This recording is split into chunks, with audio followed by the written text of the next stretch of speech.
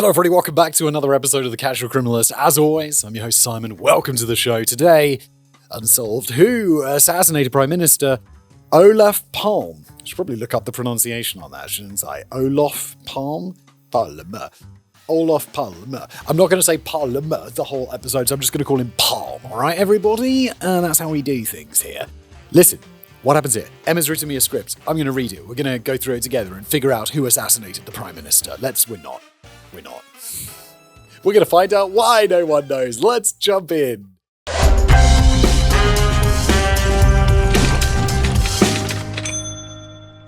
On the evening of the 28th of February 1986, Swedish Prime Minister Olof Palme dismissed his bodyguards and went to see a late...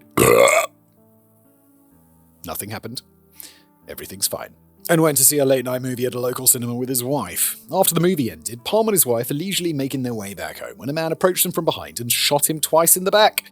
The man then hesitated for several moments to ensure that Palme's injuries were fatal before he pocketed his weapon and ran off. Wait, why would you dismiss your bodyguards and then go out? And what are you going to a local cinema? You're the Prime Minister. You gotta stay home, bro. You gotta watch the cinema at whatever the, Downing Street, whatever the White House is in Sweden. What? The police investigation into the assassination of Olof Palme was botched from the beginning, and a convicted murderer, small-time crook and drug addict was eventually charged with his murder, but just months later his conviction was overturned, and the people of Sweden were left wondering who'd killed Olof Palme. Was it some right-wing activist? Had he been killed by his own seemingly incompetent police force? Oh shit, okay. Was he assassinated on behalf of the apartheid government? Or had all of them worked together to get rid of one of Sweden's most controversial prime ministers? I have to say at the beginning, I think it's quite unlikely that people would work together on something like this, because the more people you involve in a conspiracy like this, the more likely it is that, someone's going to talk. And it's been nearly 40. It has been 40 years. It's been over 40 years. I'm getting old. So I think that would have come out by now. Just before we continue, a quick word from our sponsor, fantastic sponsor, Vessi. Look, spring has started. I just went to the UK and it was raining the whole time because it's April and the rains cometh in April. And that was a problem for my trousers and my jacket and my shirt because I didn't have an umbrella or a winter coat because I forgot that it rains all the time in the UK. But you know what was dry? My feet, because of Vessi. These shoes are 100% waterproof. That is not water resistant. They have this material called Dynatex, which basically means unless the water goes over the top, your feet are remaining dry. I haven't been wearing these ones. These are the Vessi Weekend Neo. I have been wearing these ones though, and somehow keeping them remarkably clean, which is not very I haven't actually cleaned these yet. To be fair, they did just arrive last week. But so far, good job, Whistle Boy. Like I said, they're fully waterproof, but they don't feel like waterproof shoes. They're lightweight, they're breathable, they're comfortable to wear out of the box, no break-in or anything like that. They've got this slip-on design with a heel loop. There it is. So you can just use them for everything you like. So if you're moving around this spring, simplify everything with a pair of Vessis. You can get 15% off your first pair at vessi.com/TCC, plus free shipping, a 1-year warranty, and 30-day returns. Spring plans are unpredictable. Your shoes don't have to be. Get some Vessis. And now back to today's episode. Olof Palme.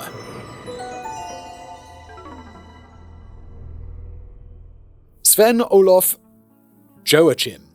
Do they say Joachim? Because that's the pronunciation of that, right? Palme was born on the 30th of January 1927.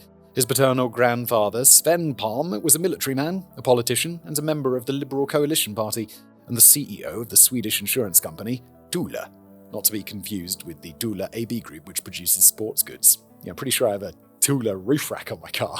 Palme's paternal grandmother, Hanna von Born, was a Finnish baroness before her marriage, and spent most of her adult life working as a social activist. Olof Palme's a nepo baby. She fought for women's rights and women's suffrage and was a board member of a group called the Costume Reform Society, whose goal was to make women's and children's clothes more practical and aesthetically pleasing. She was also on the board of the New Indian Society, which it's today still active, and whose goal is to gather women active in scientific, literary or artistic fields and provide them with a forum where they can network and discuss their ideas. Where the hell's the men's one? But Hannah was also known to be a downright bitch. Holy shit.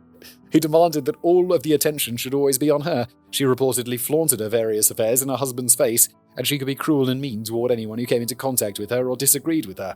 Wow, she does sound like a right bitch. According, and just Ever who wrote this has put it in all caps, bold.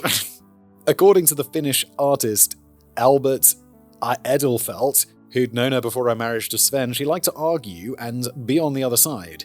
And in a letter to his mother, he wrote that he'd hate to be in Sven's shoes. Palm's father, Gunnar, was Sven and Hannah's second son. He was a successful businessman and would eventually succeed his father as the CEO of Thule Insurance. Gunnar met his wife and Palmer's mother, Elizabeth, while he was studying at Uppsala University, and they were married in 1916. They lived in a modest apartment within the same building as Sven and Hannah in central Stockholm, and this meant that growing up, Palm was not only surrounded by strong personalities, but also had a front row seat to his grandmother's particular brand of cruelty. Gunnar had suffered from asthma and was noted as having been sickly his whole life, and he passed away from a heart attack when Palmer was just 7 years old. After his death, Hannah started terrorizing poor Elizabeth, and according to journalist Ursa Stenius, who was related to the von Borns, after Gunnar died, Hannah really started to run amok in that house. She was terribly mean to Elizabeth, and showed in every way that she wasn't worthy enough. No one really knew why.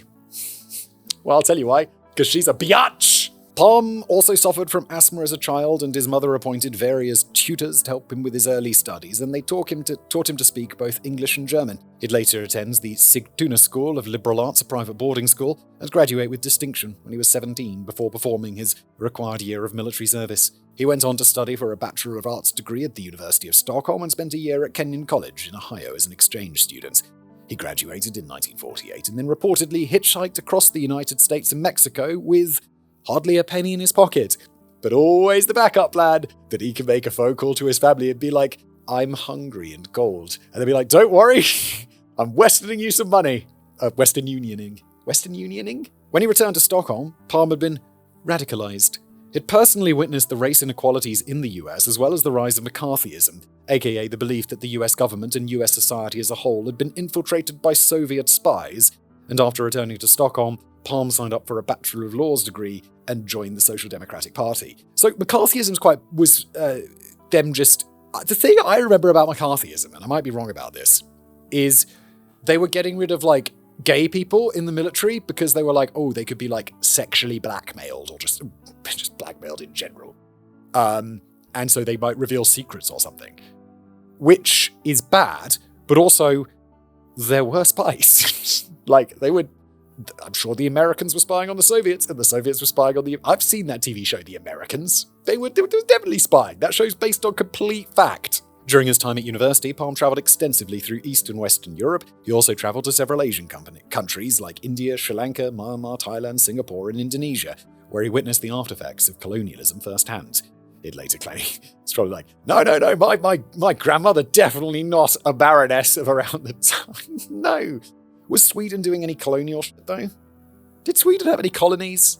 I don't really know anything about Sweden. It later claimed that the time it spent travelling abroad was responsible for him becoming a social democrat. Palm was appointed as the personal secretary to Prime Minister Tage Erlander. In 1953, married a child psychologist and young noblewoman named Lisbeth Beck-Fries in 1956, and together they would have 3 sons. There's a picture of them looking all rather normal for a family who's like, he's the, they're quite silver spoony, aren't they? Palm was appointed to Parliament in 1957 and became the Minister of Communications in 1965. According to the book Blood on the Snow by Jan Bonderson, his colleagues and party members never really liked Palm. He was of the upper middle class and was related to several noble families through his grandmother, his mother, and his wife. Yet he was a family man who proudly helped his wife with the dishes, insisted on living frugally, and travelled to work on a scooter. He was also intelligent, well-spoken, and a little arrogant, and he reportedly made his colleagues look like bumbling idiots. Wait, this guy... he's a little bit arrogant. That's okay. He's very successful. Like he's the Minister of Communications at however old, 30-something. Why don't people like him? He seems intelligent and competent and rich but frugal. These are admirable traits, aren't they? According to Bonderson, the Swedish Parliament at the time was probably the most lackluster in Europe. It recruited members through central electoral lists rather than through individual elections in the constituencies, and people of outstanding talent and intelligence were few and far between. Okay, basically they don't like him because he's competent and he's making them look like buffoons. So I don't like that guy. He makes me look bad, even though he's really good for the country. Through his wealth, intellect, and ambition, Palm stood out like a red carnation among his dull party comrades. He spoke 6 foreign languages fluently, while they could barely express themselves literally, while they could barely express themselves in their own awkward tongue.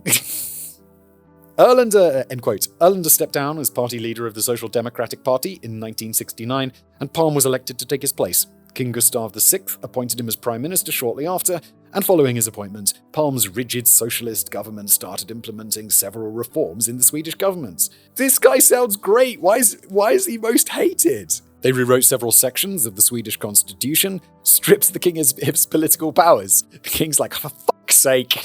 And created a parliamentary democracy to replace the monarchical autocracy that they'd had before. They also reformed the school system, introduced student loans, opened several new universities, and championed Sweden's adoption of nuclear power to reduce its reliance on fossil fuels. This guy sounds like a legend! They worked hard to establish workers' unions and implemented new corporate taxes to fund them. They forced businesses to implement workplace safety standards. Don't know about that. That sounds onerous. Slippery slope. And in 1974, Palm approved the adoption of the Employment Protection Act.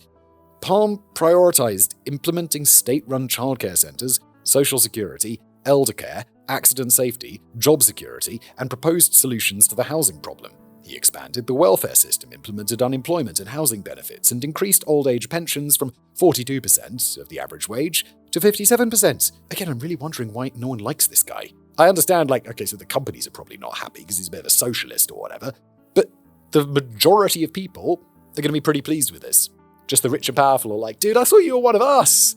The fuck? The king's like, bro, you're like my 5th cousin. Why'd you take away my powers? It's also noted that during his first tenure as Prime Minister, the public health system became so efficient that infant mortality rates dropped from 18 out of 1,000 births in 1969 to just 12 out of 1,000 by 1975. Although, to be fair, it had already been dropping for some time and was already down from 30 out of 1,000 at the end of 1950. But all of these progressive reforms had their downsides as well. According to Pettersson, quote, small businesses were literally taxed out of existence when the celebrated children's book author Astrid Lindgren questioned whether it was really right that she should pay more than 100% tax on her foreign earnings. What? More than 100% tax? Wait, so so she sells a book and let's say she makes 100 krona? Swedish krona. And then the government's like, yeah, you owe us 110 Swedish krona. She'll be like, guess what I'm not going to do? Sell my books abroad. Like, what the fuck? Palm's Minister of Finance reported that she should concentrate on writing books and leave matters of state to those who understood them better. Steady. More children were taken into care in Sweden than anywhere else by an army of assiduous social workers. In the state schools, the curriculum was experimental in the extreme to the detriment of general education. And was it really right that young people should earn more on Social Security than when employed as an apprentice? No. Look, a lot of this stuff I like. I'm fairly centrist, I would say. A lot of these things, like student loans, I think is good. Reform to the school system, great. New universities, fantastic. Nuclear power, brilliant. Obviously. But then you can't tax people more than they earn. That's just dumb. And maybe you shouldn't go with an experimental curriculum suddenly. Have an experimental element, sure, test it, and if it works, try a bit more. It's just, I don't know, you don't want to go too far one way, do you? The expansion of the welfare program had come at a massive cost to the taxpayer, and by 1975, Sweden had one of the highest tax rates in the world, with some people having to fork over 70% of their income to the taxpayer. Yeah, fuck that. 70%? As you can imagine, this made Mr. Palm extremely unpopular. But surely it's only with the upper echelon of society, because how many? Some people. It's going to be like the top tax brackets at 70%, right? And in 1976, his Social Democratic Party lost the general election for the first time in 44 years.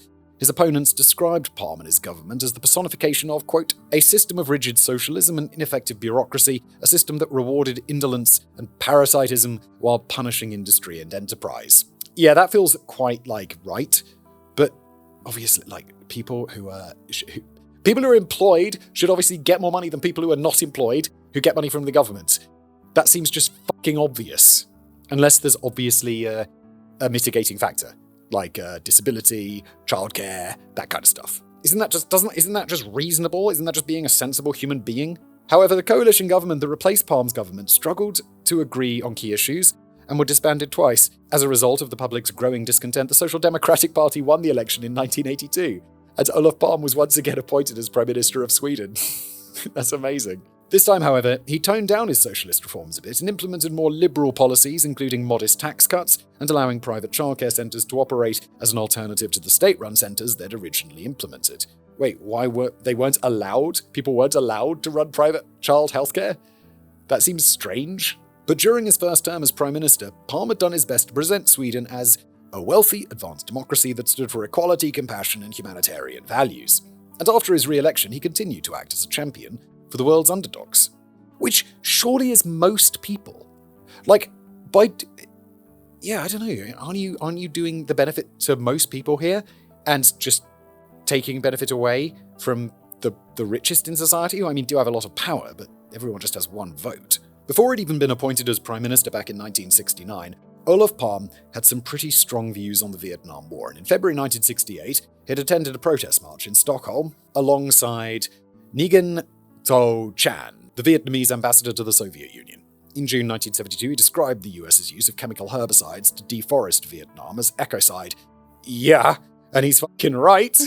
And in December 1972, he likened the bombing of Hanoi to several historic massacres, such as the Sharpeville Massacre in South Africa, the bombing of the city of Guernica during the Spanish Civil War, and the extermination of the Jews during the Holocaust. I don't know much about the bombing of Hanoi, but those are some fairly big comparisons there.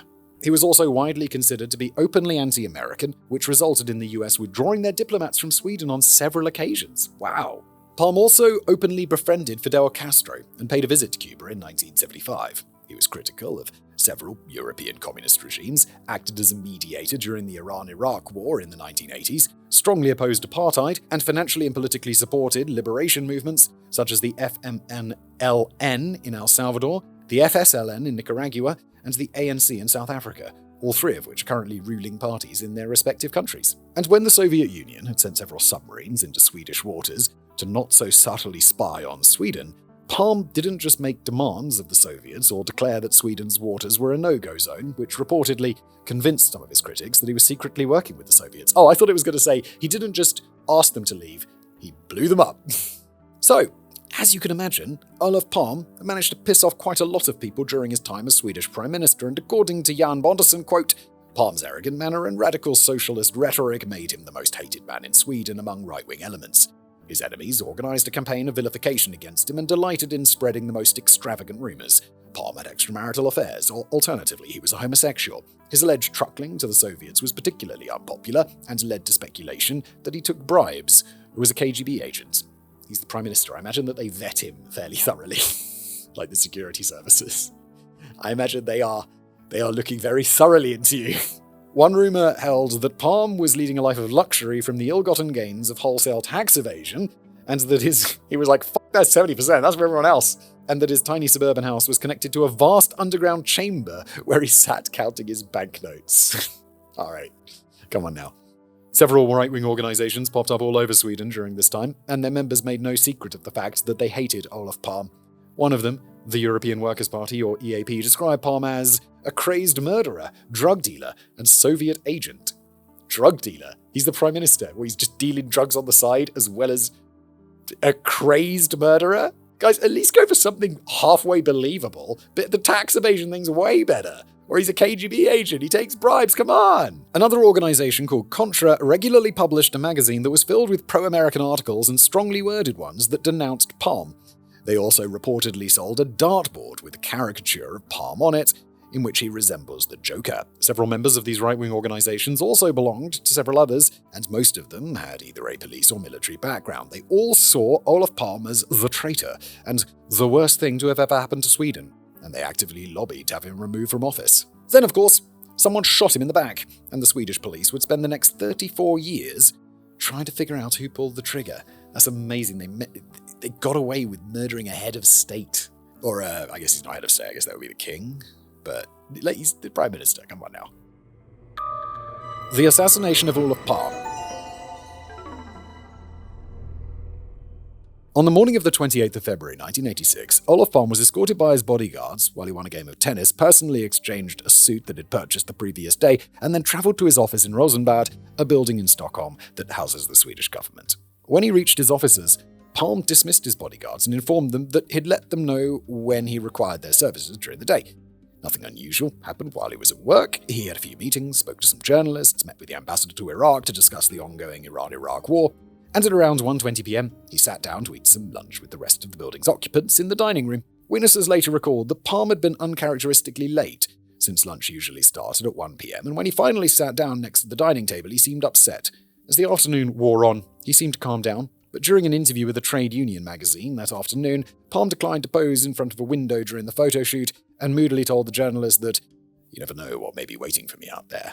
Ooh, has someone threatened him in some way? Ooh.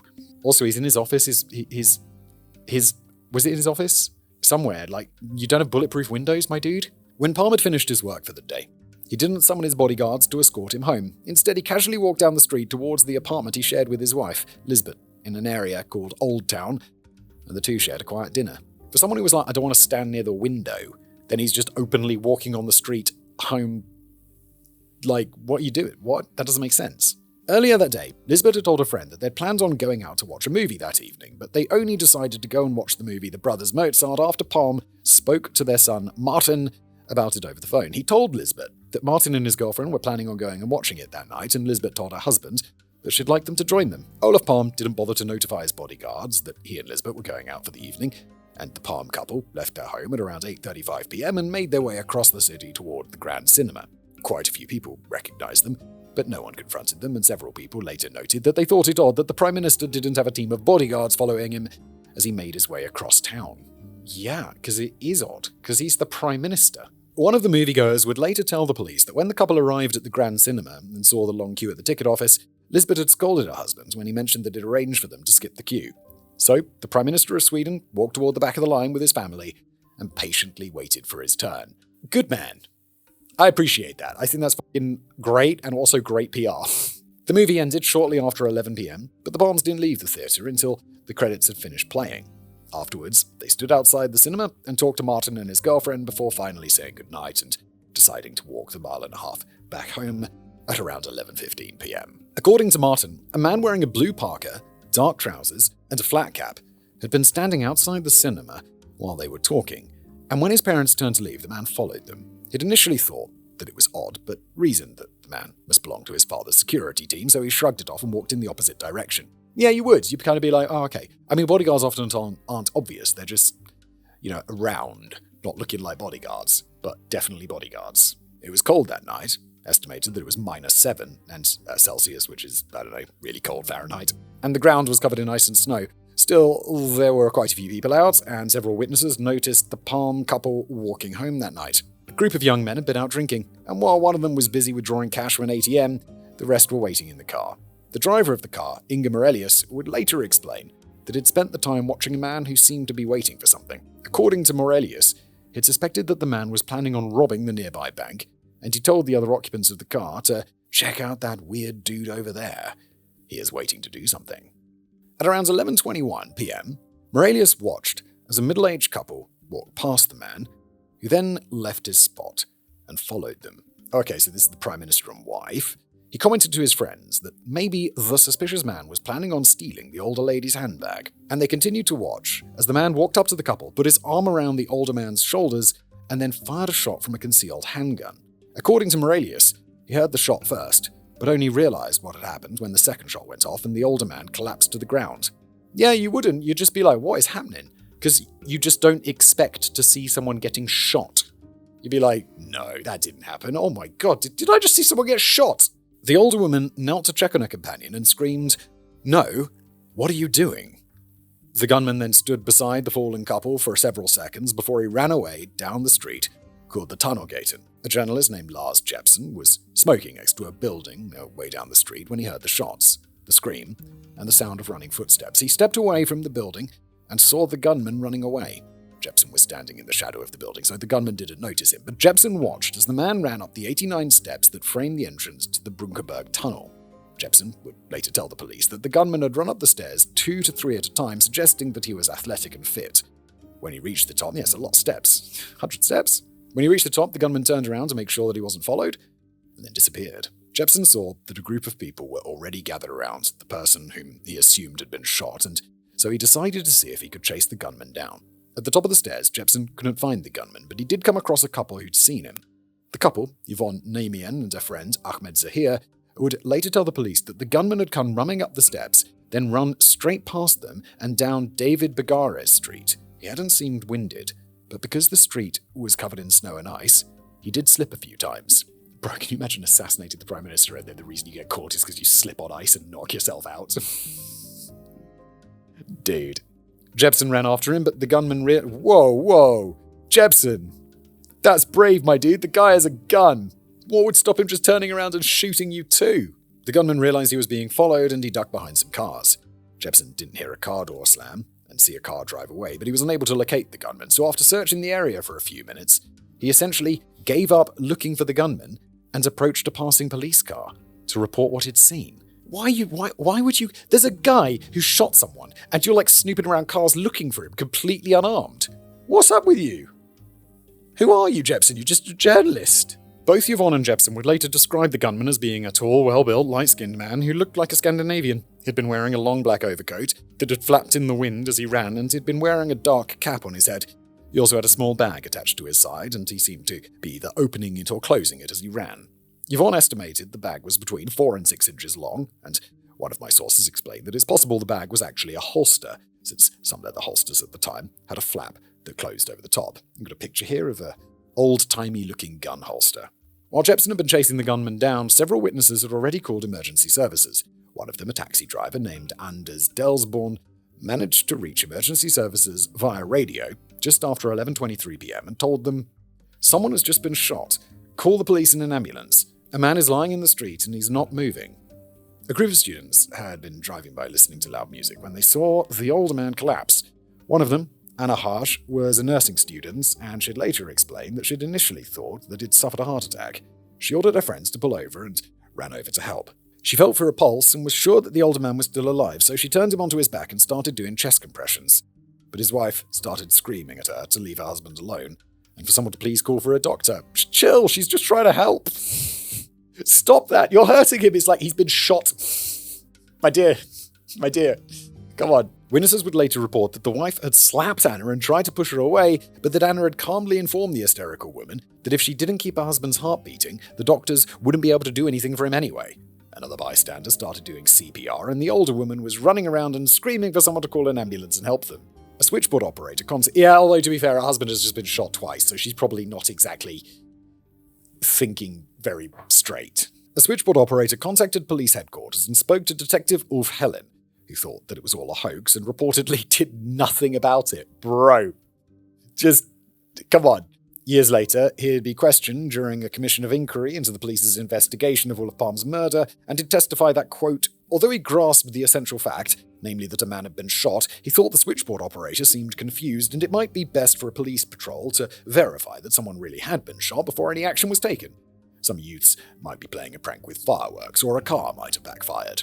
Well, that's no, I heard a shot, not someone has been shot. Quite a big difference there, isn't there, mate? Still, Detective Helen didn't contact a patrol to go and see what was going on. Instead, a taxi driver, who'd overheard Anders Delsborn's call, ran up to a passing police car and told them what had happened. Police Lieutenant Gost Sanderstrom and his partner, Lieutenant Christian Dalsgaard, arrived on the scene around 11:25 p.m., where they found that the victim was surrounded by a group of people. Anna Hagen was still doing chest compressions, but it was obvious to Lieutenant Soderstrom that the man was already dead. Another police van that had been on patrol nearby arrived around the same time, and the hysterical wife of the victim ran towards them and started yelling, crying, and begging for them to help her husband. They weren't able to get any useful information out of her, but Lieutenant Soderstrom was able to find out from the witness that there'd been a lone gunman and that he'd run away. Soderstrom sent 4 officers to see if they could track him down, despite the protests that they had no idea who they were looking for. Fair. And they were joined by Lieutenant Dalsgaard, who drove around the block towards the top of the Tunnelgarten steps.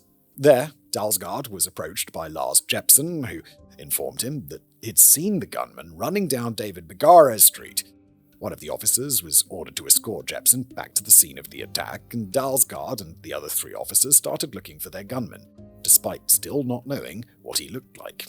Look for the guy who looks like he just shot the Prime Minister.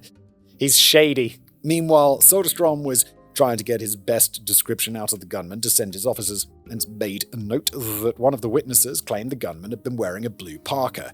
Soderstrom was still busy compiling a description when he heard someone else radio in that the gunman had been wearing a dark coat and flat cap. Before he could confirm this, Lieutenant Soderstrom was approached by the victim's hysterical wife, who kept insisting that he had to do everything he could to save her husband. When he asked if she could provide him with any identification documents for both her and her husband, she replied, "Are you crazy? Don't you recognize me? I'm Lisbeth Palm, damn it.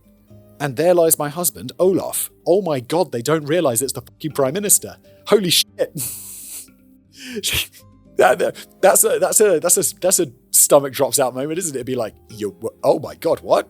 According to the witness reports, Soderstrom seemed shocked. Then he stood to the one side, swearing to himself before he approached the patrol van, picked up the radio, and at around 11:27 p.m. informed police headquarters that the Prime Minister of Sweden had just been killed. Palm's body was taken to Sabbatsberg Hospital, where he was declared dead at 12:06 a.m. on the 1st of March 1986. His autopsy report would later state that the bullet had entered his back, severed both his spinal cord and his aorta, and then exited through the front of his chest.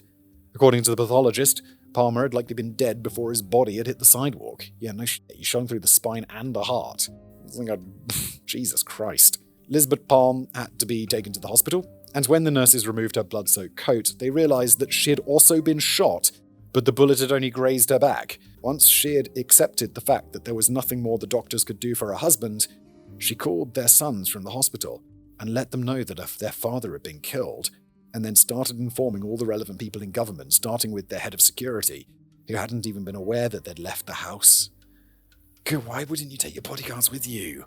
But before Olaf Palm's body had even left the scene of his murder, journalists all over Stockholm had been calling up their government sources to confirm the rumour that the Prime Minister was dead. Since Lisbeth wouldn't start informing the relevant people until at least 40 to 50 minutes later, most government officials denied the vicious rumour, and when journalists contacted one of Olaf Palm's bodyguards, he informed them that Olaf Palm was definitely still alive and that he'd spoken to him just that afternoon. Uh-oh. It's like, you sure, mate? You might want to go check on him. You sure he's in his bedroom? They're like, hold on, I'll be right back. Just after midnight on the 1st of March 1989, the entire Swedish government had been woken up by journalists who had just wanted to confirm the flood of reports they were receiving that the Prime Minister had just been murdered, and the political secretary, Ulf Dahlsten, was ordered to arrange an emergency meeting and have the police guard the building just in case. According to Jan Bonderson, quote, "But as the ministers reached the Rosenbad government building, they were aghast to find that there was no police presence at all. Had the murder of Olaf Palm heralded an invasion or coup d'etat, a few gunmen could have mowed down the entire government as the ministers blearily arrived from whatever activities they'd been up to on that fateful Friday night. It's past midnight, I imagine most of them probably asleep." An official alert went out via the state news service at around 12:20 a.m, and within the hour, the international media was already reporting on the murder of the Swedish Prime Minister. But back in Sweden, the only people who'd heard the alert with a handful of night editors working for the bigger news agencies and a night DJ who worked at the state radio station. They'd actually missed the alert because the flasher machine, which was supposed to sound the alarm, had been unplugged. Whoops-a-daisy. It wasn't until journalists working for ABC television in the US, the BBC from the UK, and Radio Nippon from Japan called the station to find out more information that the night DJ reportedly realized that something big was going on and implemented the station's The King is Dead protocol. As a result, Sweden's state radio only started reporting on Olof Palme's death at around 1:10 a.m, with the state television service following suit at 4 a.m. According to Jan Bonderson, quoting, "Journalists from the large Swedish evening newspapers showed praiseworthy alertness and diligence in following up on the news of the suspected shootings. Without the efforts of these reporters, it would have been much longer before the central government became aware of what had happened." End quote. And yet, when their night editors had tried to verify their claims by listening to the state radio, all they heard was the cheerful commentary of the night DJ. Since the entire government was in the middle of an emergency meeting, it took a while for them to reach a government official who could confirm that Olaf Palm was indeed dead, and by that point, it was too late to change the headlines for the morning's newspapers. Some managed a brief paragraph into a heading that read, "Olaf Palm murdered," while others added in a random heading next to the headline article about a pensioners' rally or a Boy Scout meeting. It's estimated that 50% of Swedes didn't know that the Prime Minister had died until they turned on the radio on their way to work that morning, and the King of Sweden himself only found out about his Prime Minister's murder around the same time. Wait, no one's gone and been like, hey, King, wake up. King, we need you. You're king, this is your job. Chris Mosey, a news correspondent from the London Times, would later state that, quote, like a nation of cuckolded husbands, the Swedes were the last to know. Okay? That's what the Times wrote? It sounds like it's in the Sun. Bungled. The investigation into Olof Palme's murder was a disaster from beginning to end. I've already explained that when police detective Ulf Helen had heard that someone had been shot, he initially dismissed it. When Lieutenant Soderstrom arrived on the scene, a group of people had already gathered around the body, and within minutes the first journalists arrived. By the time Soderstrom informed police headquarters that a shooting had taken place, he still hadn't identified the victim. And when they did finally establish that their murder victim was the Prime Minister of Sweden, police headquarters was flooded with calls from inquiring journalists, and normal police procedure was forced to take a back seat. What's more, the police commissioner, Hans Holmer, was attending a skiing competition in northern Sweden, and was at that moment visiting his mistress in a hotel room, so his overwhelmed staff was unable to contact him and ask him what the fuck they were supposed to do next. Whoops-a-daisy. The police officers who were in the area and had heard the news of Palme's murder over the police radio had to take their own initiative and spent hours driving around Stockholm looking for a man in a blue parka, a man in a dark overcoat with a flap cap, and a scruffy-looking man in a long coat. But according to Jan Bonderson, police headquarters offered little in way of leadership, and any initiative in the hunt for the murderer is left to individual officers and detectives in the field. Many police cars and foot patrol officers searched restaurants and bars, but police headquarters gave no instructions, and the grid for the systematic searching of inner Stockholm is never used. Don't they have someone that's like, oh, well, the guy's skiing or with his mistress or whatever? It's like, don't you have someone who's like doing his job while he's busy or like away? It sounds like he was on holiday. Meanwhile, back at the crime scene, Soderstrom cordoned off a 10 by 10 meter area, and when the K9 unit arrived at 11:36 p.m. to help track down their gunman, they were informed that the trail had already gone cold and was sent back home. Several of the witnesses would later testify that they had to go up to the police officers and offer their statements because none of the police officers had approached them and asked what they'd seen. What are you doing, police? Do your job. You've got one job. It's like detection. Solving crimes. Come on. One of them, a man named Leif Lundqvist, oh my god, I'm definitely not pronouncing that right, testified that when he told a police officer that he felt shocked at the realization that someone had just murdered the Prime Minister, the officer had looked confused and said that the Prime Minister wasn't dead. According to Leif, he responded with, "Say what you want, but I just helped to get the body of the Prime Minister of Sweden into an ambulance." Yvonne Nimian, who'd been one of 3 people who got a good look at the gunman, walked up to the police officers to let them know what she'd seen, but they never took a statement from her. What, the one witness? The one witness of his face. A Detective Sergeant Dan Anderson had just happened to pass by the scene and saw Soderstrom and his officers just standing around. When he offered to help and start interviewing some of the witnesses, he was dismissed and informed that everything was already well in hand. Just after midnight, Soderstrom ordered 2 officers to keep an eye on the crime scene and escorted some of the witnesses to police headquarters. There, he and the rest of the team spent the rest of the night sitting around and waiting for further orders. Throughout the night, passers-by, mourners, and hooligans broke through the police tape, tossed flowers onto the pool of frozen blood, and stomped all over the crime scene. How are you not guarding this crime scene? He's the Prime Minister who was murdered! The 2 officers who'd been left behind to guard the crime scene called for reinforcements, and by 6 a.m., 6 police officers were guarding a trampled crime scene in an ever-growing pile of flowers. I don't understand why they weren't there in the first place. That's insane. It's basically an unprocessed crime scene. Sergeant Oak Rimborn went to question Lisbeth Palm at the hospital, and she claimed that the man who shot her husband had been tall, had dark hair, and had been wearing a blue jacket. She hadn't gotten a good look at his face, but she was pretty sure that he could be a member of a Croatian separatist movement called the Ustashi. 2 of their members had been seen loitering outside the Palm's apartment building just 2 months earlier, and she was certain that the Ustashi could have sent someone to murder her husband. After taking a statement, Sergeant Rimborn somehow managed to think that there'd actually been 2 gunmen, not just 1, and at 5 a.m. that morning, the police issued a statement explaining that they were looking for at least 2 suspects. Based on what? According to the statement, one of the suspects was very tall, the other wore a blue parka, and they both were between the ages of 40 and 45 years old. The police had also just started alerting the train stations, ferries, and airports to keep an eye out for the two suspects, but couldn't actually tell them what they looked like. It's like, you watch out for that guy. What's he look like? Dunno. Looks like every other guy. Looks Swedish.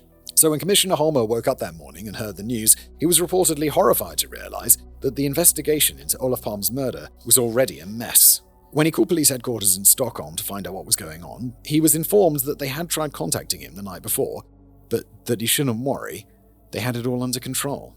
In his book, Olof Palme is Shot, Holmer explains that he had immediately cancelled his plans and made his way to Stockholm, where he took control of the investigation. Police officers were ordered to track down their witnesses and take proper statements. A forensic team was sent back to the scene of the crime to see if they could find any evidence that could lead to their killer. And at 11 a.m. that morning, Holmer held his own press conference to reassure the public that he was personally going to investigate Olof Palme's murder. According to Jan Benderson, Hans Holmer was by no means the obvious leader of the murder investigation, since there were several others who were better qualified, but, quote, Holmer must have appeared to be the ideal leader of the investigation. His loyalty could be relied on, and he had previously taken part in politically sensitive operations, and he gave the impression of great energy and determination. Another advantage for the Stockholm Commissioner was that he was used to dealing with journalists. He skillfully managed to avoid accusations of police incompetence in the early hunt for the murderer. In his press conferences transmitted on live television, the charismatic Holmer presented himself as a tough, determined policeman who would hunt down the killer by any means necessary. He became extraordinarily popular, since the people wanted the reassurance of a strong man taking charge. End quote. In the days that followed, the police learned that there had indeed been only one gunman. Some witnesses reported that he'd just walked up behind Olof and shot him, while others claimed that Palmes and the gunman had stood talking to each other for some time before he pulled out the gun and shot him. One of the witnesses, a man named Anders Brockman, testified that he'd been out partying with friends that night and was on his way home when the attack happened. He'd been walking behind a group of 3 people, and it seemed as if the man on the left had his arm around the shoulders of the person who was walking in the middle. According to Anders, he initially thought that the person in the middle was a woman because he found it unnatural for a man to embrace another in such a manner. It's like, he had his shoulders around a dude's, he had his arms around a dude's shoulders, like, what's up, brother? He's like, that's unnatural. That's a sin against God. The 3 of them seemed to be having a good time when 2 shots rang out, and the man in the middle collapsed. The second man had been wearing a long dark coat and a dark blue knitted cap, and he stood there for several moments before he turned away and ran towards the tunnel garden. Anders' account agreed with several others, and Holmer announced that they were now convinced that the attack on Olof Palme had been a carefully planned assassination.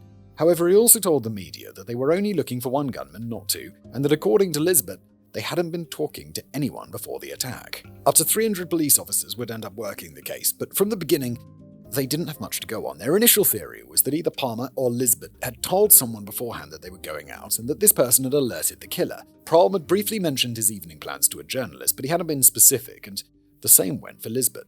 The 2 people they'd talked to about their plans also denied having spoken to anyone else. The police searched the Palme residence to see if it had been bugged or not, but couldn't find any listening devices, and they also confirmed the Palme's phone number hadn't been tapped.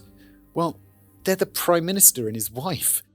Surely they're sweeping their house for bugs occasionally, right?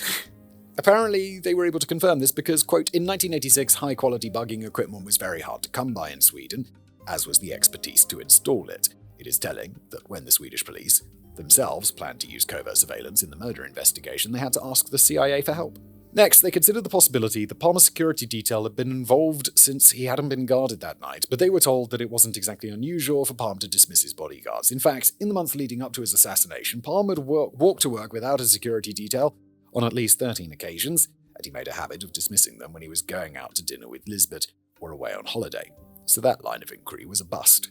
I'm surprised he's allowed to, isn't it? I mean, you're the Prime Minister, but isn't it like, I can't imagine the President can just be like, no, I'm just going to go, I'm going to fly commercial today. The police also struggled to identify the murder weapon. The bullet that had killed Palme had passed right through his body, and the other half had only grazed Lisbeth. So the morning after the assassination, forensics had scoured the crime scene, but they weren't able to find the bullets. Keep in mind that it had been snowing that night, and a crowd had gathered shortly after Palme had been assassinated. As such, the crime scene had been covered in icy slush, and the forensics team showed up with metal detectors and vacuums. They ended up vacuuming the snow and melting it back at the police headquarters to see if they could find any evidence, but the only items they found were normal city debris, like dirt and cigarette butts. In the days following the attack, however, two people showed up at police headquarters and explained that they'd found the spent bullets. One was a journalist who'd found the bullet that had grazed Lisbeth on the other side of the street, and the other was a woman who'd gone to add her own flowers to the growing pile and then saw the spent bullet glinting in the snow. Okay. Initially, police reported that the bullets had been made of copper and that they'd been made specifically for this assassination. Really?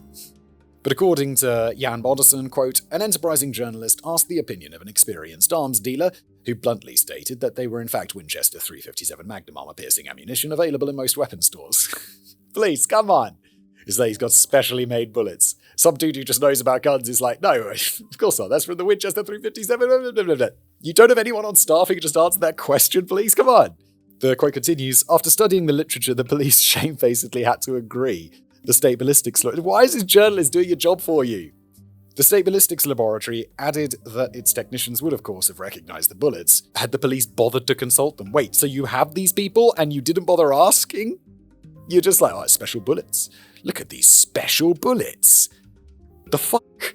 As the days wore on, Police Commissioner Holmer reportedly became convinced that the assassination of Olof Palme had been a carefully planned operation that had been executed by political right-wingers who objected to Olof Palme's socialist policies, and Holmer reasoned that more than one person had to be involved in planning his assassination. So, during a press conference, Holm produced two Winchester .375 Magnum revolvers and made an appeal to the public to report anyone who owned one and had acted suspiciously after the murders. He also explained that such an organized group had to have been able to stay in contact and coordinate, so if witnesses had seen anyone walking around with walkie-talkies that night, they had to report it to their nearest police station and provide a statement. This led to an influx of reports of suspicious men who'd allegedly been seen with walkie-talkies that night, all of which led nowhere. At one point, someone reported that the assassin had escaped the scene in a blue Volkswagen Passat, and this led the police investigating everyone in Sweden who owned one. A blue VW? Sorry, blue VW Passat? A Passat's an incredible, at least it is today. You see Passats everywhere, right? I feel like Passat's like the sedan one, the very, very common sedan one. An artist who claimed that she'd bumped into the assassin while he was running away that night sent in a sketch she'd drawn of his face, but even though no one claimed to have seen him, Police Commissioner Holmer still had a machine imported from West Germany to digitally recreate a sketch of a dark-haired assassin named the Phantom. This new sketch was published in all the national newspapers, together with a warning that the Phantom was extremely dangerous and should not be approached without caution. A few days later, another sketch was published, this time of a blonde man nicknamed The Shadow. Both these... I'm looking at them here, the Phantom Left and The Shadow. They look like completely different dudes. Like, they look very different. Both sketches led to the arrest of men all over Europe, but none of them were confirmed to have been the man responsible for the assassination. However, one of the detectives working the case, Detective Boyo Ingren, soon reported that he'd found a promising lead, had spoken to two women who'd been out watching a late-night movie at the Saga Cinema the night that Olof Palme had been killed, and they'd claimed that halfway through the movie a man had sneaked into the cinema. They believed that he might have been trying to hide from the police, and Detective Wingren ran with their theory since he'd read a book about the murder of JFK and knew that Lee Harvey Oswald had been arrested inside a movie theater less than 2 hours after JFK had been assassinated. What? That's your reasoning? That makes no sense! Wingren's detective intuition therefore told him that a movie theater was a typical place to hide if you had just killed a president or prime minister. I'm not putting much stock in your detective intuition there, mate. I'm sorry. A week later, a tip came in about a man who'd been insulting Olof Palme the night that he'd been assassinated. 3 women had been approached by a man in a bar who'd identified him as Vic Gunnarsson from the United States. He spoke Swedish with an American accent and was extremely critical of Olof Palme, who reasoned he was leading Sweden down a road of communism and atheism. God forbid. He claimed to be involved in politics and that he debated politics with Olof Palme himself on numerous occasions. Of course, he was so intelligent and well-read that he'd totally wiped the floor with Palme and had convinced him that he should totally join the government so that he could kick Palme out of office. Yeah, bro, that's something that happens. At some point, the women had grown irritated with his bragging and anti-Palme sentiments and told him off. But when they heard about Palme's assassination the next morning, something the American Swede Vic Gunnarsson had said about political correctness bothered them. Namely, if you say what you think in Sweden today, you will get shot in the back. Ooh, coincidence though. I don't put much stock in this, to be honest. After they'd reported his odd behavior to the Stockholm police and handed over his telephone number, the 33-year-old Victor Gunnarsson was brought in for questioning. He admitted to speaking to those 3 women at the bar. He told police that after he'd left the bar, he went to see a movie at the Rigoletto cinema and then bought some McDonald's. Witnesses reported that he'd drunkenly barged into the McDonald's at around 1:10 a.m. and then went on about just how much he hated Olof Palme. Bro's living in your head rent-free, my dude. Why are you so bothered by this guy? Don't you have your own life going on? Because the McDonald's in question was close to the crime scene, Gunnarsson was considered to be a viable suspect, and when Detective Wingren learned that Gunnarsson had gone to watch a movie shortly after Olof Palme had been killed, he became convinced that Victor Gunnarsson was their assassin. Well, yeah, obviously he is. Obviously he is, because everyone who kills a head of state immediately goes and watches a movie afterwards. It happened once, so it's how it always happens. Searches of his apartment led police to uncover various pamphlets about right-wing propaganda that contained handwritten notes about just how much Gunnarsson had disliked Palme, as well as a dark green parka that the police sent to forensics for testing. He was questioned by the police on at least 3 occasions, and on the 15th of March 1989, the day of Olof Palme's funeral, the media reported that the police finally had a suspect in custody. During questioning, Gunnarsson denied knowing anything about Olof Palme's murder, and when he was placed in a lineup, the witnesses failed to identify him as the man they'd seen that night. As such, Gunnarsson was released on the 19th of March, but the Swedish police and the media reportedly kept a close eye on him for years to come, until he eventually moved to the United States. Yeah, honestly, don't blame him. But now the Swedish police no longer had a suspect, and over the course of the next 4 years, the proposed motive behind Olof Palme's murder kept changing, which meant that the suspect list kept evolving. Possible suspects included drug dealers, disgruntled police officers, and some of the witnesses who'd been there that night. Known right-wing extremist groups like the European Workers' Party, the Kurdistan Workers' Party, or PKK, Indian arms dealers, the CIA, and the Soviet Union. 2 years went by before the Swedish police announced that they'd made an arrest. Their suspect was a man named Christer Pettersson, a convicted murderer, alcoholic, and drug addict, who, according to The Guardian, quote, was a storybook villain with a strong brow, downturned mouth, and wild eyes. Steady, Guardian. He can't do anything about his face, but he does look kind of scary. I've got a picture of him here. Pettersson had been identified as a possible suspect just 2 days after Palme had been assassinated, and during questioning, had told police that on the night that he was killed, he'd been in the Oxen Club to meet with its owner, Sigga Cedergren, who is described as being a professional criminal and was Pettersson's drug dealer. According to Pettersson, Cedergren wasn't at the club that night, so he left the club at around 10 p.m. and took a train home. He went to bed at approximately 11:30 and only heard the news of Palme's death when he woke up at 8 a.m. the next morning. Because no one could confirm his alibi, and the Oxen Club was located near the scene of Olof Palme's assassination, Pettersson was flagged as a possible suspect, but the police only started taking a proper look at him in 1988 after Sigga Cedergren, who'd also been a suspect, told the police that Pettersson resembled the police sketches. Bro, no he doesn't. And that, quote, Pettersson was a very dangerous man. If he got annoyed with someone, anything could happen, and he was certainly capable of murder. Well, yeah, he was, because he was a murderer. We'd already established that. I guess he'd done time for murder. I mean, holy shit. According to Cedergren, Pettersson could have left the club and then decided to wait outside of Cedergren's apartments, which was located across the street from the Grand Cinema. Pettersson was known to commit the odd mugging or two, so in Cedergren's opinion, it was entirely possible that Pettersson had seen the Palmes leave the cinema, realised that they had money on them, and decided to rob them. Wait, I don't think it's a particularly smart idea to rob the Prime Minister. I don't think even if you're a little bit dumb, I don't think that's something you'd do, because you're going to get much more attention than if you just rob a regular person. The police liked this theory, and they brought Pettersson in for quest. Wait, had he been to the cinema afterwards? I think that's important we establish whether he'd been to the cinema afterwards. No, he hadn't been to the cinema, so... Oh, no, he had! No, sorry, located across the street from the Grand Cinema. No, he hadn't been to the cinema. It's probably not him then, is it?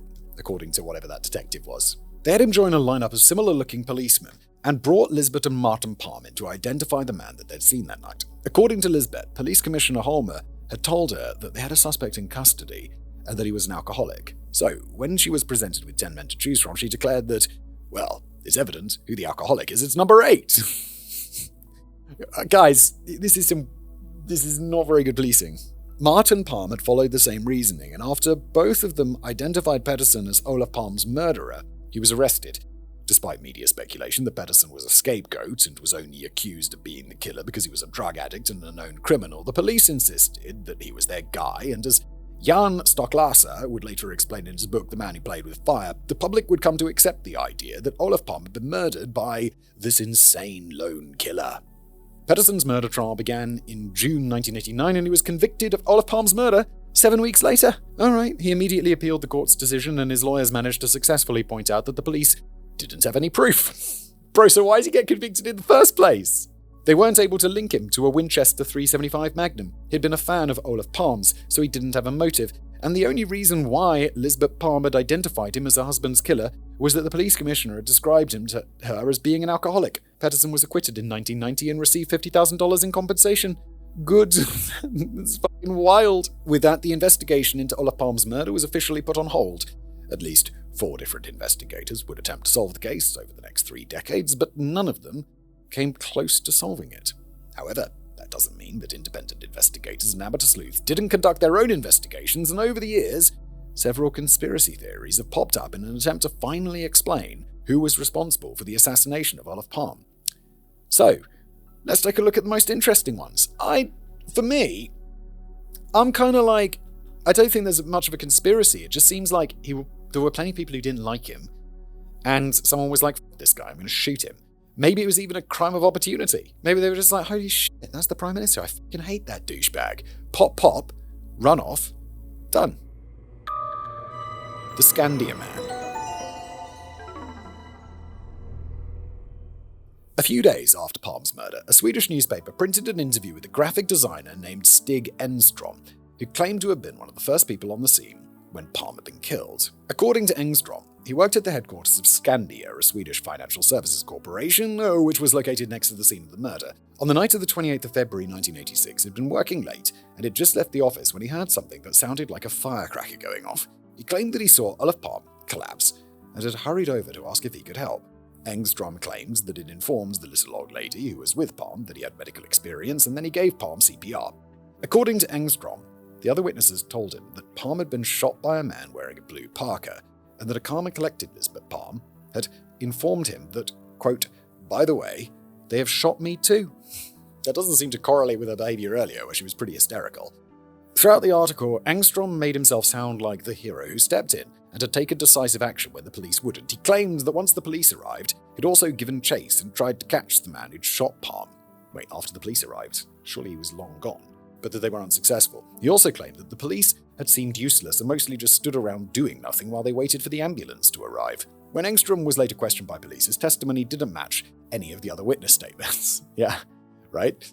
And none of them corroborated his claims that he'd also chased after the assassin. He was briefly considered to be a suspect, but the police eventually decided that Engström was using Olof Palme's murder as an opportunity to get his own 15 minutes of fame.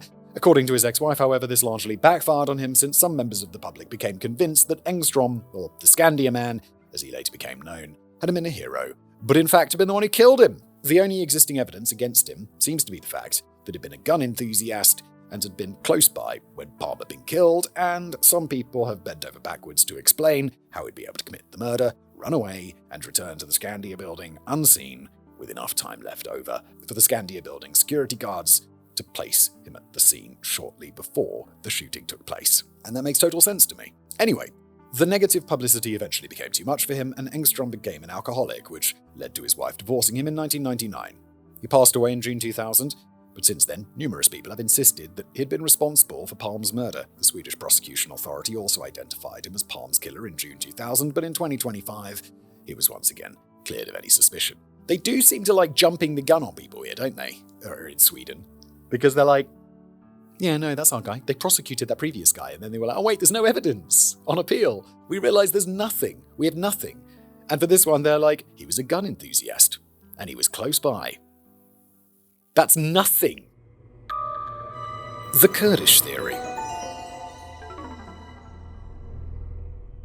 One of the organizations that is thought to have been responsible for the assassination of Palme is the Kurdish Workers' Party, or PKK, a Kurdish separatist movement that had established itself in both Germany and Sweden in the 1970s. In 1984 and 1985, 2 hitmen working for the PKK assassinated 2 Kurdish nationals who were living in Sweden at the time.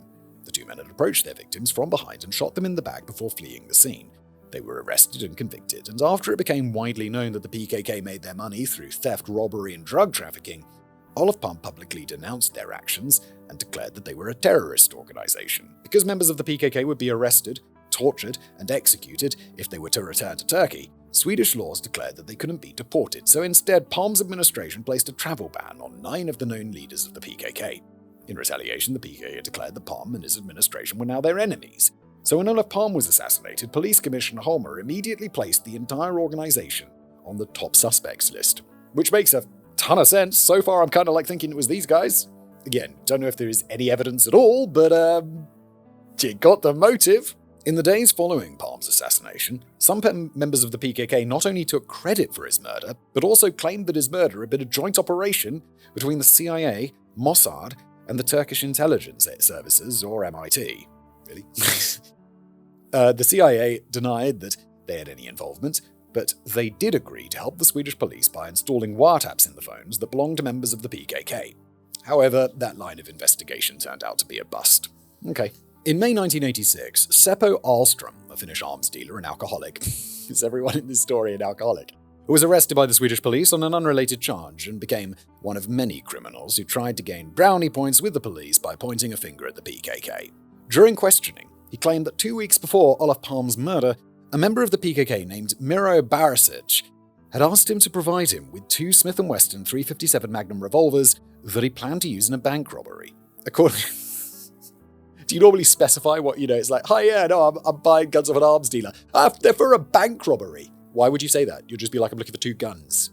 Arms dealer doesn't ask questions. According to Ahlström, he delivered the 2 weapons to the apartment of another PKK member, Naif Darak, who was a convicted drug dealer, on the 15th of February. Ahlström then claimed that Barisic had threatened to use the 2 weapons to kill Olof Palme, and the day after Olof Palme's assassination, Darak had bragged that his son had been responsible for murdering the Prime Minister. The Swedish police spent months trying to verify Ahlström's claims, especially since Ahlström had trouble staying sober and kept on changing his story, but the Swedish police were convinced that they were on the right track because by then multiple criminals who had connections to the PKK had also claimed that they'd been responsible for Olof Palme's assassination. According to Jan Moderson, quote, by mid-1986, Hans Holmer had made up his mind that the PKK terrorists were responsible for the murder.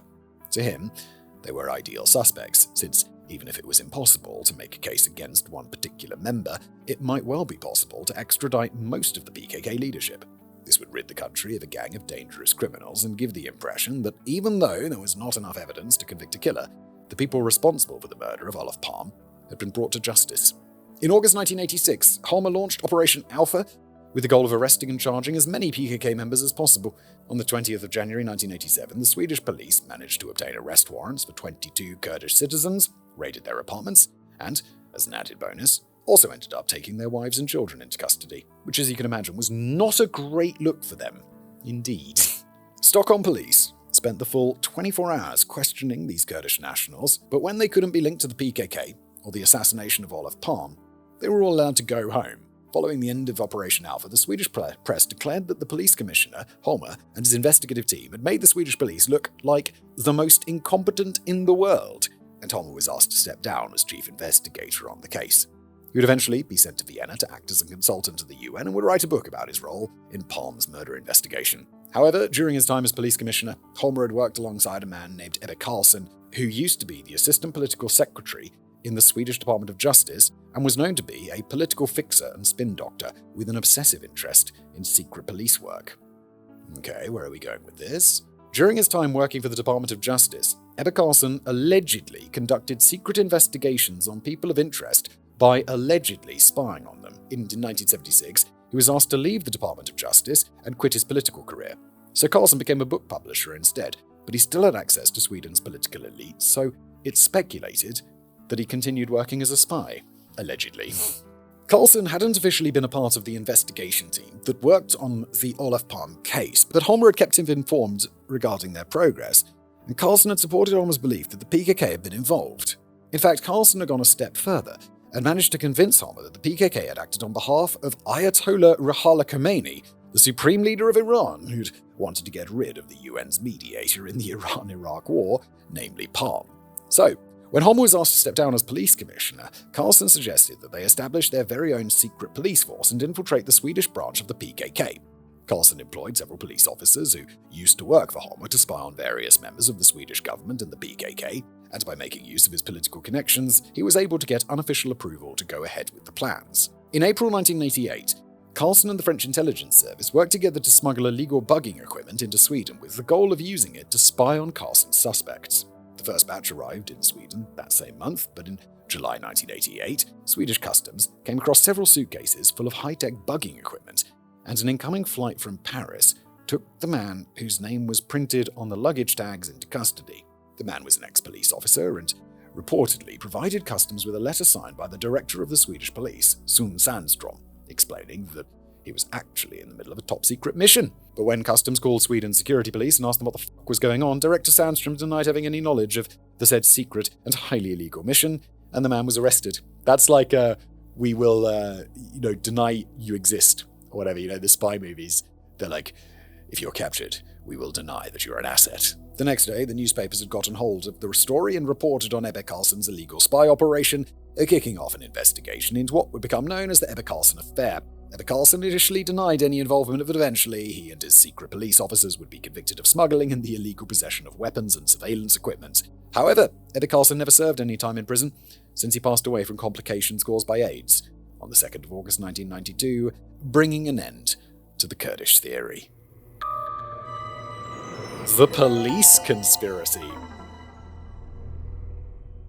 Ooh, we're going from one spicy conspiracy to another. Even more spicy. Following the acquittal of Christer Pettersson, amateur sleuths all over Sweden caught the palm virus and started their own investigation into the assassination. While some of them got stuck on the theories we've already discussed, others naturally became convinced that the Swedish police had somehow been involved. They pointed out that some of the witness statements explained that several police officers had been in the area when Palm was murdered. As we know, Police Lieutenant Gosta Soderstrom and his partner, Lieutenant Christian Dalsgaard, had just happened to be close enough to the scene that they were able to arrive mere minutes after Palm had been shot. Another police van full of officers had been parked nearby and had arrived at around the same time as Lieutenant Soderstrom. Dalsgaard. Well, I don't think this is particularly suspicious. They're police in a city with big flashing lights that they can go places quickly. Then there was the delayed reaction of the police. Detective Ulf Hellen's lack of response when the shooting was first reported, and the various reports of suspicious men standing around with walkie-talkies. Pretty soon, the amateur sleuths started focusing on a group of police officers known as the Baseball Gang, aka ex-police commissioner Hans Holmer's elite gang of street thugs.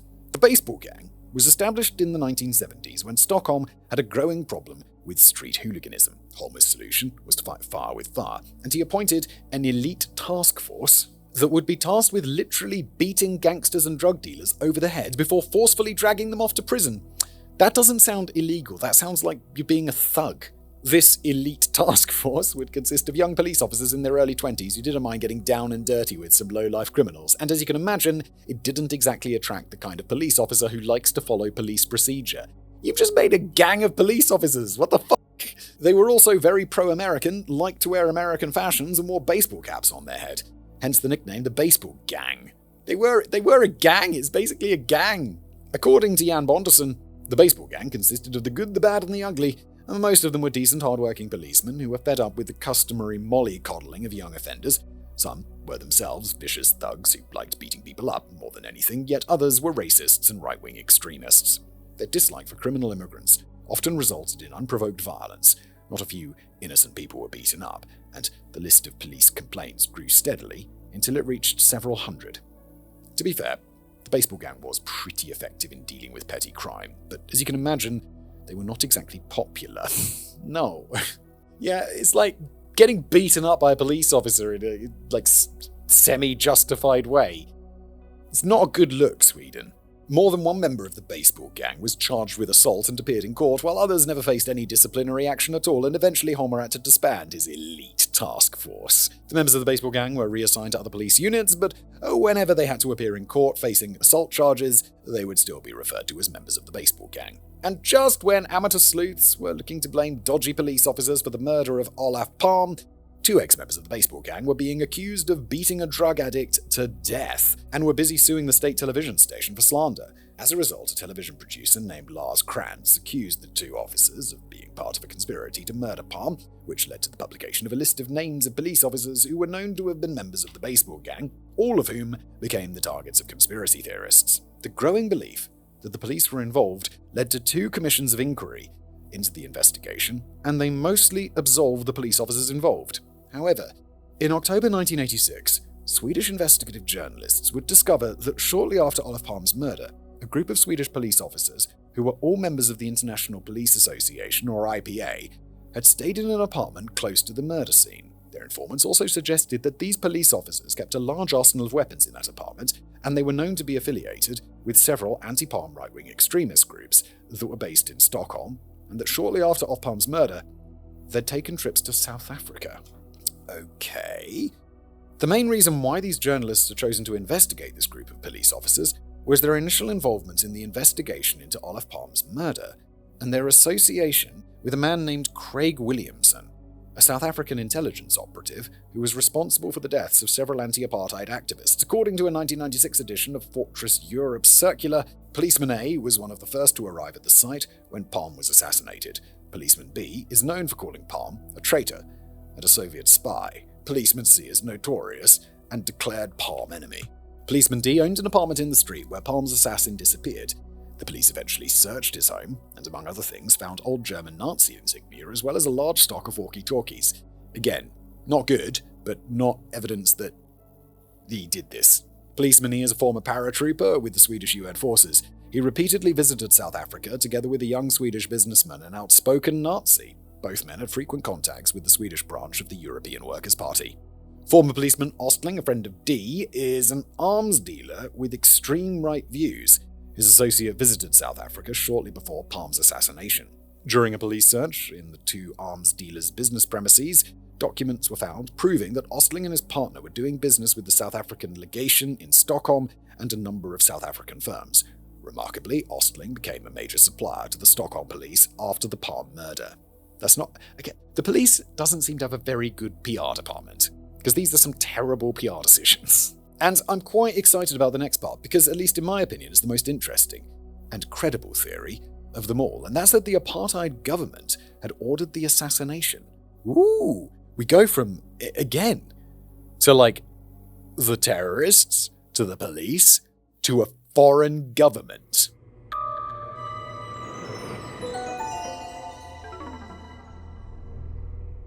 Now, one of the first people to link the murder of Palme to South Africa was Stieg Larsson, the Swedish investigative journalist and author who wrote The Girl with the Dragon Tattoo.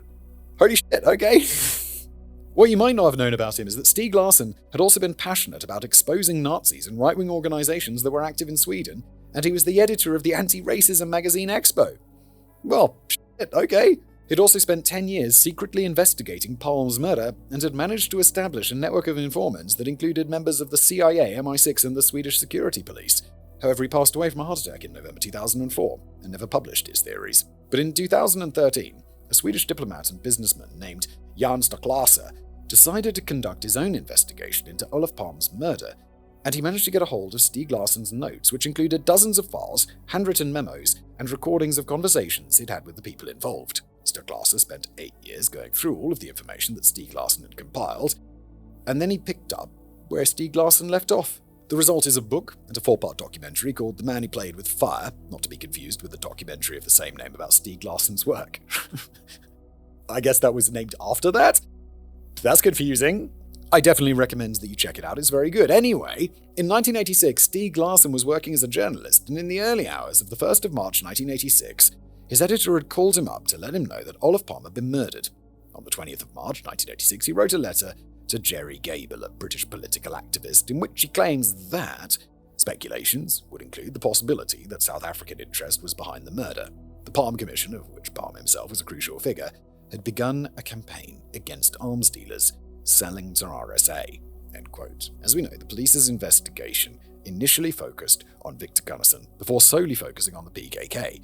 But in May 1987, when Ebbe Carlson was plotting to smuggle bugging equipment into the country, Stieg Larsson was in the middle of investigating the various far-right extremist groups in Sweden when he heard about the potential involvement of the European Workers' Party, or EAP, in the planned assassination of Palme. By that point, more than one of Larsson's informants had told him that an ex-soldier and intelligence operative named Bertil Wedin had been tasked with hiring a hitman on behalf of the apartheid government.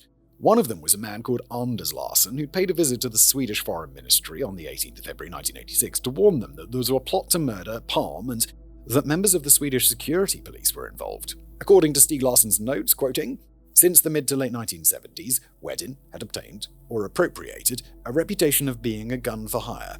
One source described him as a middleman in assassination contracts. Several sources claimed that Weddin had primarily worked for the South African Secret Police, the Bureau for State Security, BOSS, since the 1970s. The connection to BOSS is confirmed in part by the fact that it came to light during the trial in London in 1983 when Weddin was charged for illegally possessing documents that were stolen during a break-in at the African National Congress's ANC London office. End quote. Now look, unless you've watched our episode on Vlak Plus and the apartheid government's death squads on our other channel, Into the Shadows, probably not, you might not be aware of the fact that the apartheid government definitely had the resources and motivation to murder Olof Palme. For close to 2 decades, Palme had been a vocal supporter of the ANC and had been sending them financial support ever since he was appointed to the position of Prime Minister in 1969. He was also friends with several members of the ANC, including the then president, Oliver Tambo. According to his son, Dali Tambo, Olof Palme was a tremendous aid at a time when not every Western government or European government was interested in supporting the ANC. He believed in our struggle, he believed in our natural right to fight for our freedom. On the 21st of February 1986, Palme hosted a conference in Stockholm called The Swedish People's Parliament Against Apartheid, which was attended by various members of the ANC, the Southwest Africa People's Organisation, or SWAPO, from Namibia, and the British anti-apartheid movement. During the conference, Palme delivered a speech in which it called for increased sanctions against the apartheid government and for greater support for liberation movements like the ANC. He also declared that, quote, "We all have a role to play in opposing apartheid. We are also actively working to induce other countries to take similar measures to our own. The Swedish government is substantially increasing assistance to the countries and people in southern Africa that are hit by South Africa's destabilization and apartheid policy. With the proposal the government recently put forward, more than 40% of bilateral assistance will be appropriated for southern Africa. This is the equivalent to an amount slightly more than 2 billion Swedish krona, or $210.65 million for this fiscal year. It is by taking joint responsibility that we can contribute towards abolishing the apartheid system. This system can live on because it gets support from outside. If the support is pulled away and turned into resistance, apartheid cannot endure. If the world decides to abolish apartheid, apartheid will disappear." End quote. Now, in his speech, Palme declared that the money Sweden gave the ANC and SWAPO would not be used to support its members who had been forced to go into exile. But the reality is that the ANC and SWAPO used that money to buy weapons and bombs that were then used in several terrorist attacks in South Africa, which made the ANC and SWAPO enemies of the state and led to their classification as terrorist organizations. Again, very happy with the opposition to apartheid, but, terrorism, it's not a good look, Sweden. So seeing as the Prime Minister of Sweden was openly siding with their enemies, that also made him an enemy of the apartheid government. At the time, the South African intelligence services were officially non-existent, but we now know that the secret police and their spy network were active at the time, and most of them had been trained by General Hendrik Vandenberg, a CIA-trained police official who used to be the head of the Bureau for State Security, or BOSS. He led a team of spies and assassins called the Z Squad, who were responsible for getting rid of the apartheid government's enemies by any means necessary. He also reportedly used to joke that his network of spies was capable of killing anyone in any city in any country in the world. According to his obituary, Vandenberg will be remembered as the sanctioned of assassination and torture in defense of the apartheid state, and as a consummate blackmailer through his vast network of spies and informers. Almost anyone who was not a rampant Afrikaner was the enemy, and he cast his formidable shadow far beyond South Africa's borders, seeking out anti-apartheid activists. Sounds like a real piece of shit. One of his top operatives was Craig Williamson, an English-speaking member of the South African Security Police who would later be known as the Phantom, or South Africa's super spy. In the 70s, Williamson had managed to infiltrate International University Exchange Fund, or IUEF, which had been set up to supply bursaries to African students, including several anti-apartheid activists, and his new position allowed him to infiltrate the European bases of the ANC. Williamson had managed to siphon funds from the IUEF and send them back to South Africa, where they were then used to fund the apartheid government's hit squads. Jesus Christ. That is a misappropriation of funds. His job at the IUEF also brought him into frequent contact with Olof Palme and his government, as well as several members of the Swedish security police. And Bertil Weddin, who was a Swedish citizen and member of the far-right extremist organisation, the European Workers' Party, or EAP, was a known associate of his. We also know that Williamson was responsible for several assassinations and bombings in Europe during the 1980s.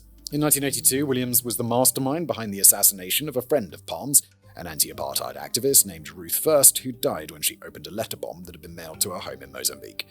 In 1988, Williamson ordered the assassination of anti-apartheid activist Dulcie September, who was killed in front of her office in Paris. Williamson was also responsible for planning the bombing of an ANC office in London, as well as a burglary at the offices of the Pan-African Congress. 2 men would be arrested in connection with the burglary, and one of them, Bertil Weddin, would end up admitting that he was working for the South African secret police. We also know that in the months leading up to the murder of Olaf Palm, Weddin had made several trips to South Africa, and at the time of Palm's murder, Craig Williamson had been in Sweden. This is pretty mad suspicious. It's another one where it's like there's no direct evidence. But it is pretty fucking suspicious, isn't it? Weddin, on the other hand, had been in Cyprus, which gave him a rock-solid alibi. But is it possible they both helped plan the assassination of Palm? Well, according to Stieg Larsson and Jan Stocklaser, it's entirely possible that they've been involved. Their theory is that Williamson had tasked Weddin with using his contacts at the EAP to gather a group of men together that would be willing to help assassinate Olaf Palm. Weddin allegedly did just that, supplied them with the money they needed, gave them their orders, and then left Sweden. Which means that several members of either the EAP or the Swedish police then essentially assassinated Olaf Palm on behalf of the apartheid government. Which is pretty fucking mad. We don't know if Stieg Larsson ever notified the Swedish police about his suspicions that Williamson and Weddin had been involved in a plot to assassinate Olaf Palm, but we kind of got confirmation of it 10 years later.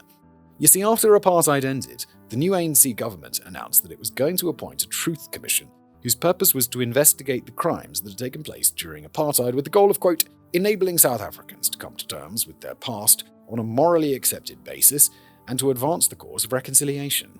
During the hearings, that were hosted by the Truth and Reconciliation Commission in 1996, several members of the secret police were called to testify, and one of them, Colonel Eugene de Kock, made international news when he claimed that the apartheid government had been responsible for the murder of Palm. De Kock had been in charge of C1, a unit within the secret police that was responsible for kidnapping, torturing, and killing members of the ANC. Holy shit, that's a pretty fucking reliable source then. He'd also been part of the team that had planted the bomb at the ANC office in London in 1982 and claimed that in 1992 he'd been briefed about the secret police's involvement in Olaf Palm's murder. According to de Kock, it had been known internally as Operation Long Reach, and de Kock even went so far as to name the persons who were involved, which included Craig Williamson and Bertil Weddin. Following de Kock's claims, the Swedish security branch got in contact with the South African Secret Service, but we don't know exactly what was discussed and no one was arrested. However, we do know that the Swedish security authorities once again met with the South African State Security Department in March 2020, and in the 4-part documentary series, The Man Who Played with Fire, it's alleged that the South African government and the Swedish government came to a gentleman's agreement regarding the murder of Palm, namely, quote, the South African government, together with the Swedish government, have agreed to drop this, and no further investigations are to be done. There isn't a benefit to either country, so it must be left alone now. And even though that doesn't really confirm anything, it's interesting to know that the investigation into Palm's murder came to an abrupt end just 3 months later. Again, there's no evidence, like locked-in evidence, but this is pretty damn suspicious, ain't it? Reasonable evidence. On June the 20th, 2020, it was announced the Swedish public prosecutors working on the investigation into Palm's murder believed that they knew who'd murdered Olaf Palm. Stig Engstrom, aka the Scandia Man, aka the man who just seemed to want attention, aka the man who thought he was going to achieve 50 minutes of fame by claiming that he'd been the first on the scene, and instead became an alcoholic because of all the negative publicity. That's Stig Engstrom. It wasn't him. It was not him. He was a fame seeker who got into way too much trouble, and now he's a scapegoat, in my opinion. The prosecutors didn't provide any evidence or theories to support their case. Instead, they just said case closed and called it a day. Engstrom passed away in June 2000, so it wasn't like they'd be able to charge him with anything. After all, Swedish law stipulated that the Swedish public prosecutors only had 34 years to prosecute someone, and that window was now up.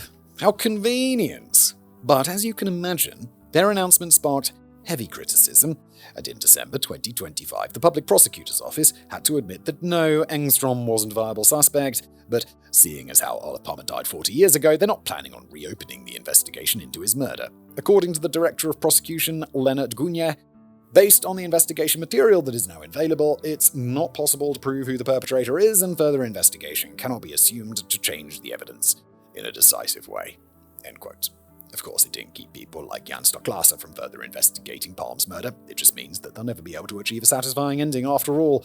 As Stocklaser explains in his book, quoting, It was possible for Stieg Larsson to do things the police couldn't, but he also knew his limits. He could dig up information or infiltrate an organization, but in the end, it was the police's role to investigate crimes, the prosecutors to bring suspects to trial, and the courts to determine their guilt. End quote. And now that the investigation into Palm's murder has officially been closed, the best they can do is speculate. I don't know who it was. The government one's pretty fucking compelling though, isn't it? That's the end of the episode. Thanks for being here. I'll see you next time.